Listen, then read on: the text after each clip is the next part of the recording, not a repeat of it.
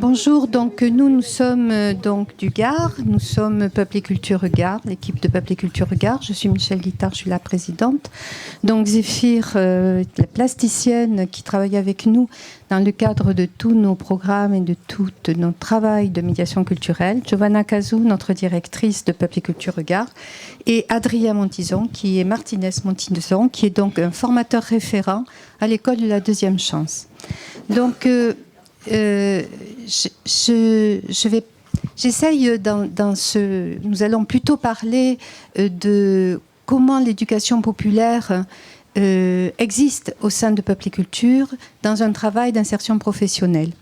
Et là, je reprendrai peut-être l'association Peuple et Culture Gard a été créée en 89, donc tout ce qu'a dit, je vais essayer de parler en complémentarité de ce qu'a pu nous dire Line et, sur le Languedoc-Roussillon et Peuple et Culture Languedoc-Roussillon. Au départ, il y avait donc un travail des IFAD autour de la formation professionnelle, l'insertion professionnelle, puisque c'était l'époque où le chômage des jeunes commençait. On s'est dit qu'on devait travailler ce projet de vie avec les outils que nous connaissions de la médiation culturelle, des voyages, du collectif, de l'expression culturelle, de la relation avec les entreprises. Et c'est de l'expérimentation sociale que nous avons pu faire depuis 89, donc ça a duré bien jusqu'en 2018, où nous avons créé l'école de la deuxième chance à Nîmes. Mais pendant une vingtaine d'années, nous avons fait des petites expérimentations pédagogiques pour montrer comment vivifier, même inventer, dans le cas de l'insertion professionnelle, une nouvelle façon de travailler avec des jeunes qui grande difficulté, surtout sans projet, sans envie, sans désir. Comment relancer cette envie de faire et de se faire confiance.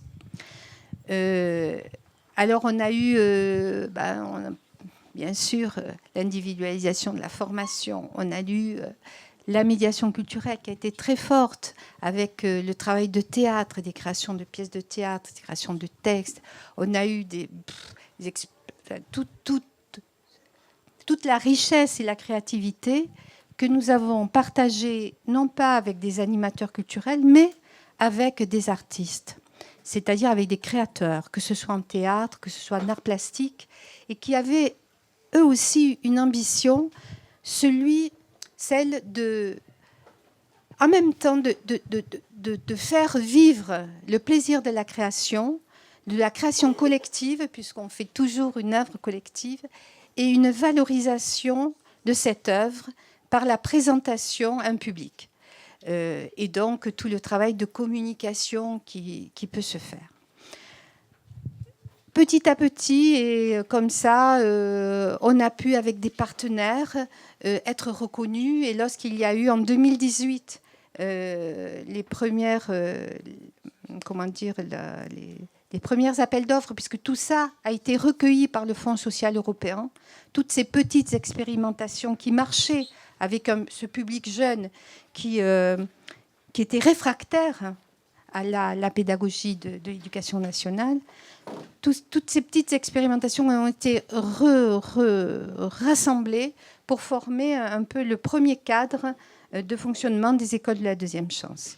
Bien sûr, ce cadre a évolué et continue d'évoluer depuis, puisque ça fait maintenant, donc, si je calcule bien, 2018, ça fait presque 17 ans quand même. Bon, ça commence à faire. Et donc, mais les fondamentaux donc, restent les mêmes. Le collectif, la confiance, que les jeunes puissent expérimenter et qu'ils puissent découvrir, et surtout dans de la bienveillance, de façon à ce qu'ils puissent cumuler une envie de faire, une envie de rencontrer, recharger les batteries. Voilà. Ces quelques mots d'introduction qui sont vécus alors, et qui, grâce à Zéphyr, qui travaille depuis combien de temps? Ça fait 11 ans. Ça fait 11 ans quand même. Mais qui fait partie vraiment de l'équipe de la deuxième chance, mais au-delà, Zéphyr est plasticienne et fait un travail de création personnelle. Je te laisse la parole. Merci. Alors bonjour à tous, merci pour votre présence. Donc moi je suis plasticienne, je suis aussi art thérapeute, je fais du travail de médiation et du coup ça me donne, c'est vrai, un profil un petit peu atypique de manière à travailler, pour travailler avec ces jeunes. C'est-à-dire que moi, quand ils arrivent, je leur dis concrètement, vous n'êtes pas là pour devenir des artistes. Voilà, si vous voulez devenir des artistes, il y a des écoles d'art, des cours du soir, et voilà. Je dis par contre, je suis là pour travailler avec vous sur la manière dont vous allez monter un projet. Qu'est-ce que vous allez mettre en place? Quels vont être les moyens que vous allez rassembler? De quoi vous allez avoir besoin? Quel est le cadre? Quelles sont les contraintes? Voilà, le jeune, il faut qu'avant tout, il soit sujet. Alors, il y a des moments où j'arrive et puis je me dis, bon, ben, tu vas peut-être les brancher sur ça, ça, ça. Puis on arrive et puis on est dans un public où on se dit, ah ben non, mais ça va pas être possible, quoi. Parce que je suis, et comme eux, en perpétuelle adaptation, et comme vous, comme chacun d'entre nous. Et c'est vrai que il y a des choses, bah oui, il y a des choses que j'amène, et puis il y a aussi également beaucoup de choses qui m'amènent et qui me remettent en question, et ça passe aussi dans ma pratique artistique. Les cours, c'est même pas des cours, j'appelle ça des interventions. Les interventions, elles sont pas du tout formatées. Voilà. Quand on arrive, on discute, on échange, et puis on voit comment on peut construire. Alors effectivement, à certains moments, j'arrive avec certaines propositions qui, comme par exemple un travail qui a été mené avec le musée de la Romanité à Nîmes.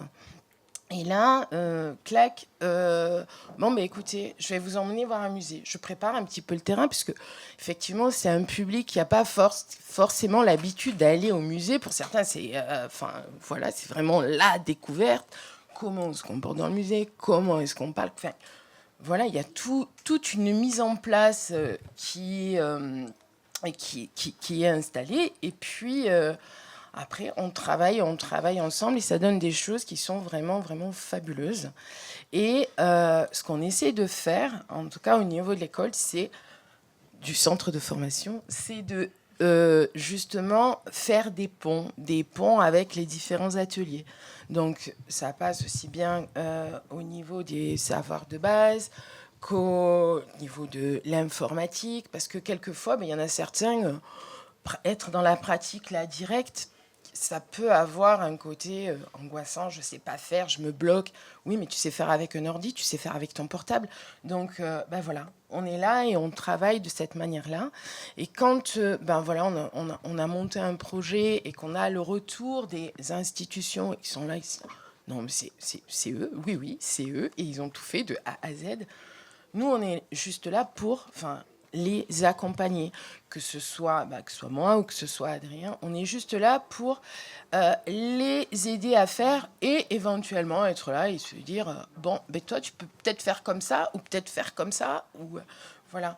Et quand je dis travailler sur la capacité d'adaptation, c'est aussi, on vit dans une société, il y a des règles, il y a des choses à respecter. Donc, tout ça est fait dans un certain cadre, parce qu'ils en ont besoin. Et puis, c'est aussi la société dans laquelle on vit. Et puis, je leur explique que moi, au bout d'une heure, j'aimerais beaucoup que ce soit fini, parce que c'est des questions de rentabilité. Et quand ils sont sur le marché du travail, il y a des questions de rentabilité aussi. Voilà, et c'est vrai que je travaille en mettant toujours en parallèle ce côté, l'art, en fait, ce n'est qu'un prétexte. Voilà. Vous êtes là pour construire ensemble, pour vous affirmer, pour avoir du plaisir. Donc, c'est aussi ça. Et avoir le retour de ces jeunes, c'est vraiment génial. Et puis, ce qui est chouette, c'est que, par exemple, moi, je me suis retrouvée dans un vernissage. À un moment, je vais à un vernissage et qui je vois? Un jeune de l'école de la seconde chance avec sa maman. Et là, je me dis, non. Et puis elle me dit, ben, vous nous avez parlé des vernissages, comme quoi on pouvait aller rencontrer des artistes, profiter d'un peu, discuter. Et je me suis dit que ça serait, j'ai vu la fiche, je me suis dit que ça pourrait être pas mal d'y aller avec ma mère. Je lui ai dit, mais ça c'est génial et c'est la plus belle des récompenses parce qu'on est là et qu'à un moment on a semé une graine et puis qu'après ça ne nous appartient plus et que ça grandit et qu'en plus il y a du partage. Voilà. Donc je suis là s'il y a des questions. Je laisse la parole à Adrien. Sur le cadre pédagogique. Eh bien, bonjour, moi c'est Adrien Pellerin-Martinez, donc je suis formateur en communication écrite et orale, titre un peu bizarre, mais pour l'expliquer facilement, je dis je suis là pour développer la communication, donc qu'ils osent écrire, qu'ils osent lire, qu'ils osent parler, qu'ils osent chanter aussi, interpréter, les pousser le plus possible là où ils ont envie d'aller des fois. Eh bien oui, en bienveillance, être maltraitant, entre guillemets, puisque il faut savoir, des fois, pour un public qui a des difficultés dans la confiance en eux, savoir leur montrer de la confiance, leur donner cette clé, leur dire que nous aussi on y croit. Et le meilleur exemple qu'on a eu, c'est une jeune fille là qui a participé pour un concours d'éloquence et qui a participé au concours national. Donc c'est la vidéo, tu peux mettre la PEC Nîmes. Donc il va y avoir une vidéo, il ne va pas avoir de son, je vous invite à la voir, ça sera dans la première salle à droite quand vous sortez. C'est une vidéo qui résume en fait pas l'ensemble des projets qu'on mène parce qu'il y en a beaucoup.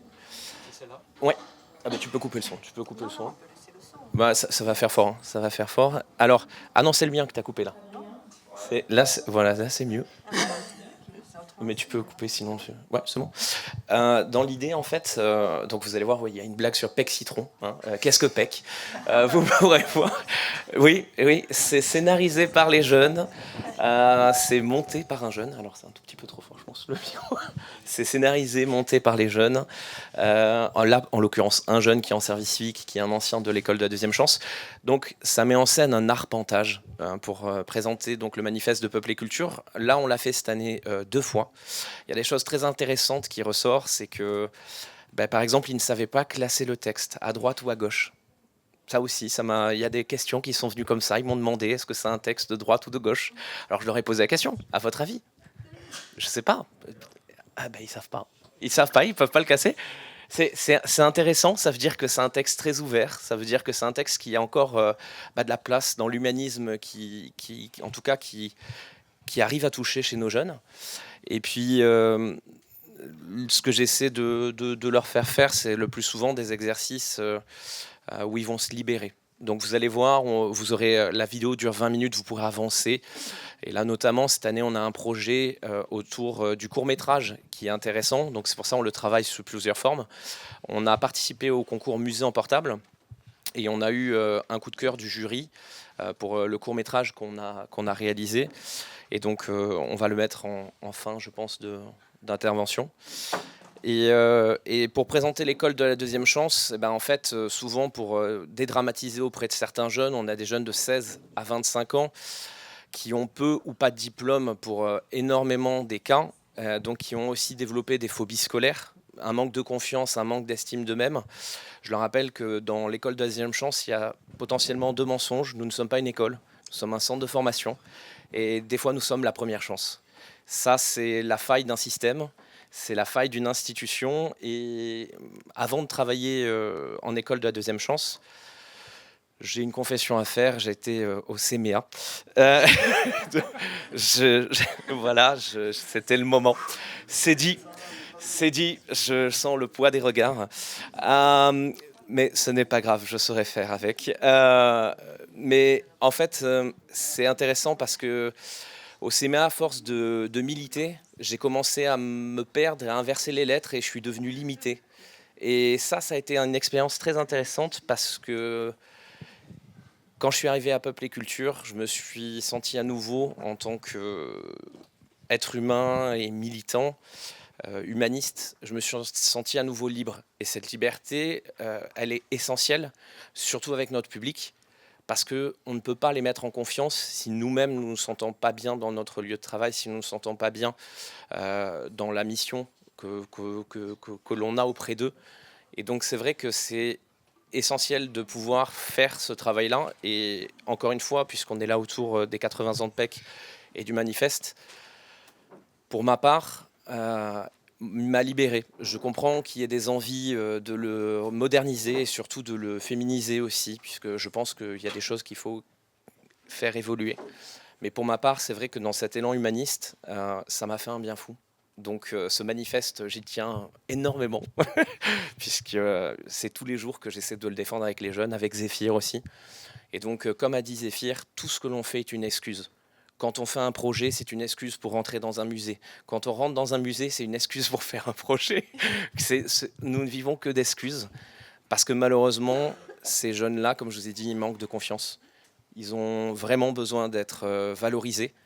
Et tout ce qui est présenté ici, là par exemple, c'est le court-métrage qui a été primé à Paris. Tout cela, c'est une excuse pour se donner de la valeur, pour oser. Et moi, mon seul objectif, c'est qu'ils osent et qu'ils se dépassent dans toute sérénité, en toute confiance.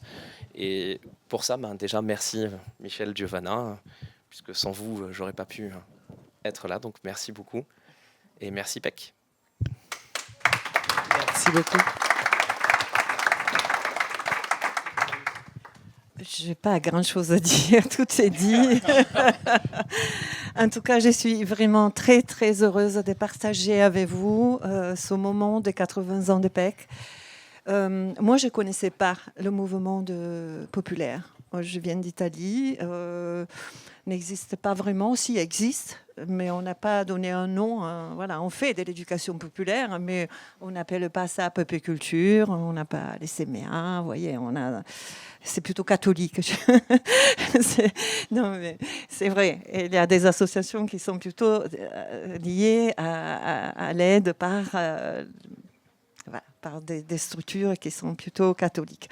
Donc, quand je suis arrivée en France, d'abord, j'ai travaillé à l'Institut de promotion sociale, que c'était dans les quartiers de la Paillade, tout autour, un petit bar.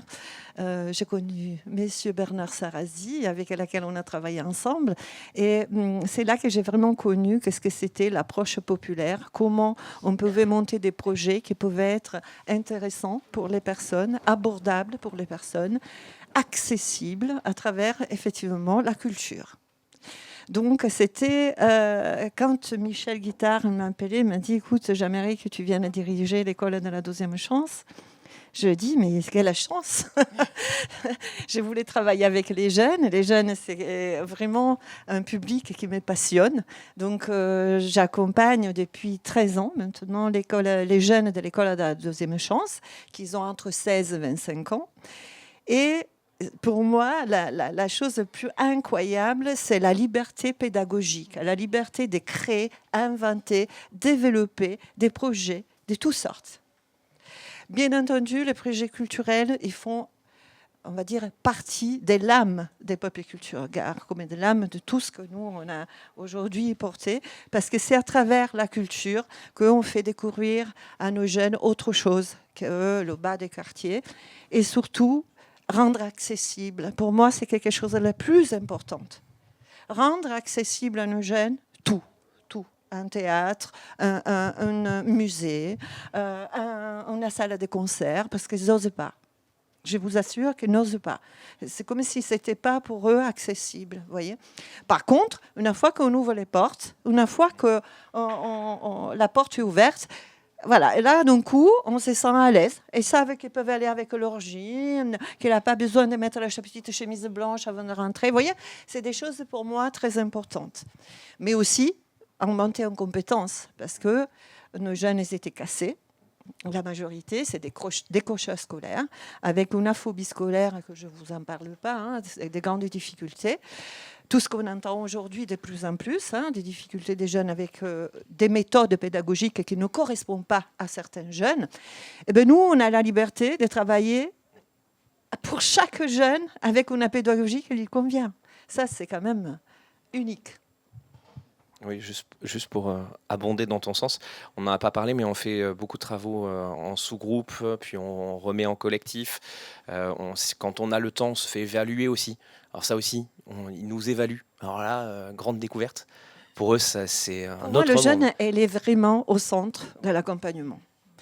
Et c'est vraiment, on travaille en équipe pour que le jeune adhère à ce qu'on lui propose, parce que s'il n'adhère pas, ça ne sert pas à grand-chose, je vous assure. Donc, il faut le porter à découvrir, à accepter et à construire avec nous quelque chose avec eux. Voilà ce que je peux dire. Merci beaucoup. Il y a peut-être des questions d'ailleurs. On avait dit, il y avait peut-être des questions. Nous, on a juste.